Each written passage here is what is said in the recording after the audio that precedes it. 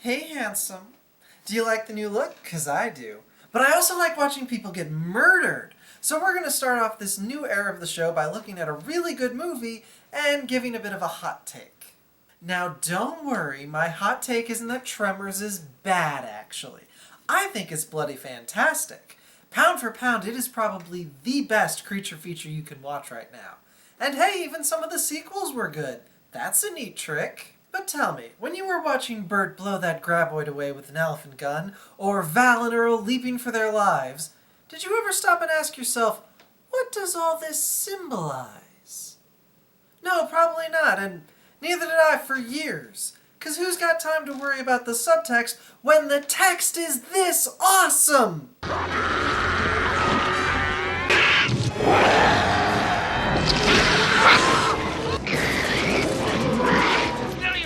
Tremors isn't just a movie about a small community being harassed by sandworms.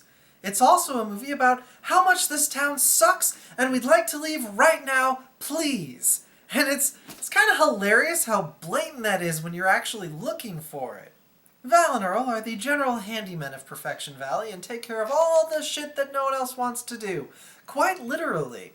As two enterprising small business owners, they decide it's time to pack up their talents and move to a more happening town like Bufford or Minoe.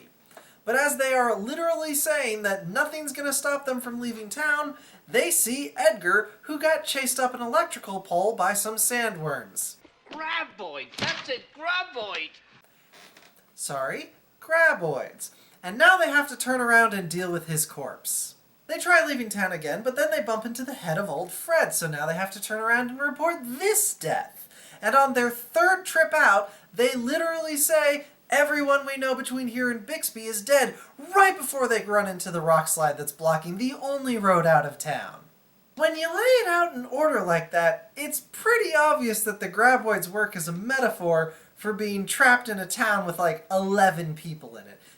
There's this great bit where Bert talks about how the town is almost perfectly laid out for the graboids to feast on. Let's just break down who actually lives in this town. You've got Val and Earl, who do the general handyman thing. You've got Chang, who runs the everything store, which has a bunch of great background details showing that it's also the haircut place, video rental place, and the mail room. Miguel farms cows. Nancy does pottery with her pogoing daughter Mindy. You've got Nestor, who lives in a trailer. Edgar, the dead drunk. Old man Fred with his crap farm. Melvin, who doesn't even seem to have parents. You got the Doc and his wife, who are building a house in the middle of nowhere to get away from civilization, just like Bert and Rhonda, who are indulging in their right-wing prepper fantasy. Oh, and there's Rhonda, who is here for a school semester to work on seismographs. So that's Val, Earl, and Chang, who actually, provide stuff for the town. Miguel and Nancy are arguably productive, and everyone else just seems to kind of live here, or is a weirdo like Bert.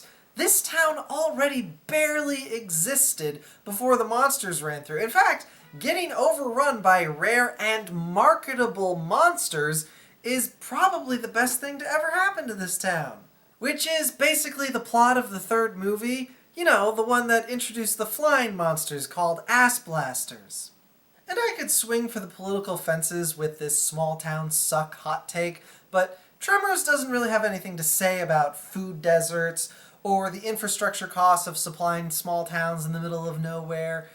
The movie all but admits that the town is like this so that they don't have anywhere to run when the graboids show up.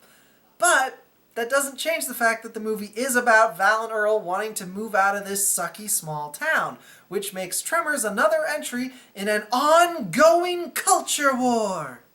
I am only slightly exaggerating when I say that there is an ongoing war between the dueling narratives of small towns suck and I want to move to the big city immediately, and big cities are awful and full of fake people, you should stay in the small town. You can most clearly see these battle lines being drawn in songs. Everybody comes to Hollywood. Well, I was born in a small town. Movies do this in weird places you wouldn't expect, like the Christina Aguilera Vanity Project Burlesque, where she starts out as a small town girl living in a lonely world. And most recently, in the Sonic the Hedgehog movie, the sheriff, Tom Wachowski, really? Okay, was planning to move to San Francisco, but Sonic doesn't like that because clearly the small town of Green Hills is just such a nice place to live. That flippin' movie. And here's the thing. Tremors most certainly did not set out to be another entry in an ongoing propaganda war. No. That's not how movies get made. This movie definitely started as, we can make this cool sandworm monster movie, it'll be so much fun. And when they were writing the script, they added all this stuff about the guys wanting to leave the small town because that gives character depth and a little thematic flavoring. That's what critics like me are talking about when we say everything is political. It's not that everything is a political hit job or anything.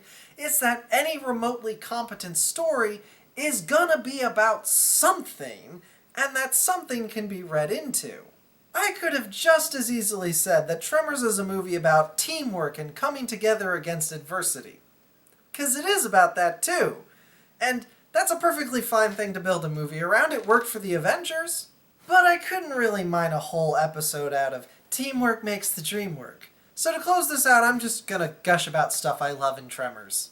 Oh my gosh, these monsters are so great. The graboid design hits this great middle ground between really alien and unlike real animals, but not so bizarre that you feel like they're gonna pull weird magic powers out of their butts all of a sudden. And I love the way that they're smart enough to learn from the human tactics, because that just adds great escalating tension as the movie goes on. I really want a graboid hand puppet or an oven mitt. If anyone from the production of these movies wants to call me and hook me up, I will pay real Canadian Tire money. And let's hear some love from my girl Rhonda in a movie with Kevin Bacon and Reba McEntire. She is the best character in the movie. She's smart, resourceful, funny, and I love the running joke they have where she's like really frustrated with these yokels asking her questions about animal behavior when she's a seismologist. Because, you know, it's just science. It's all just the same science. The scientists know these things. She's so much fun, and it is a real shame this actress isn't really known for anything but these movies. Like and subscribe. I don't know what I'm doing next, but I'm definitely doing something on Castlevania for October.